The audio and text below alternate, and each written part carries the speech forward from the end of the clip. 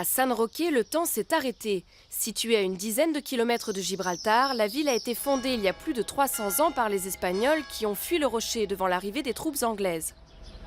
Les enfants de San Roque peuvent être fiers d'être les descendants de ceux qui ont vécu à Gibraltar et qui ont refusé de rester là-bas après la capitulation.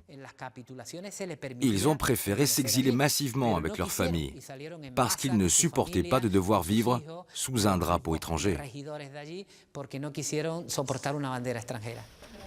Antonio n'a jamais retrouvé la maison où vivaient ses ancêtres à Gibraltar. Pour lui, l'invasion du rocher est une injustice du passé que le Brexit pourrait aujourd'hui permettre de réparer. La sortie du Royaume-Uni nous donne l'opportunité de clore un chapitre historique qui dure depuis plus de 300 ans. Un chapitre qui est resté ouvert, non cicatrisé, sans bain de sang, mais toujours présent. Et on pourrait aujourd'hui y mettre fin en respectant les intérêts des deux parties. Car pour permettre à Gibraltar de garder un pied en Europe, Madrid a proposé la mise en place d'une co-souveraineté, une offre qui a fait bondir les habitants du Rocher, attachés à leur statut d'indépendance auprès du Royaume-Uni. Nous sommes gibraltariens, avec notre propre identité et notre propre gouvernement, comme n'importe quel autre pays d'Europe. Culturellement, les Gibraltariens ne se sentent pas espagnols, ils se considèrent gibraltariens et britanniques.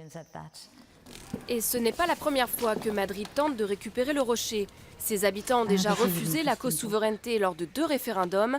Après celui de 1967, le général Franco a fermé la frontière, laissant Gibraltar coupé du monde durant 15 ans.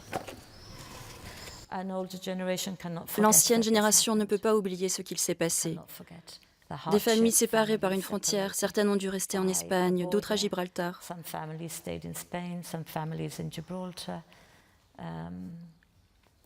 Ça a été très dur et je pense que cette fermeture des frontières a marqué un point de non-retour pour les habitants de Gibraltar. Cela leur a donné l'impression qu'ils ne pouvaient pas faire confiance à l'Espagne.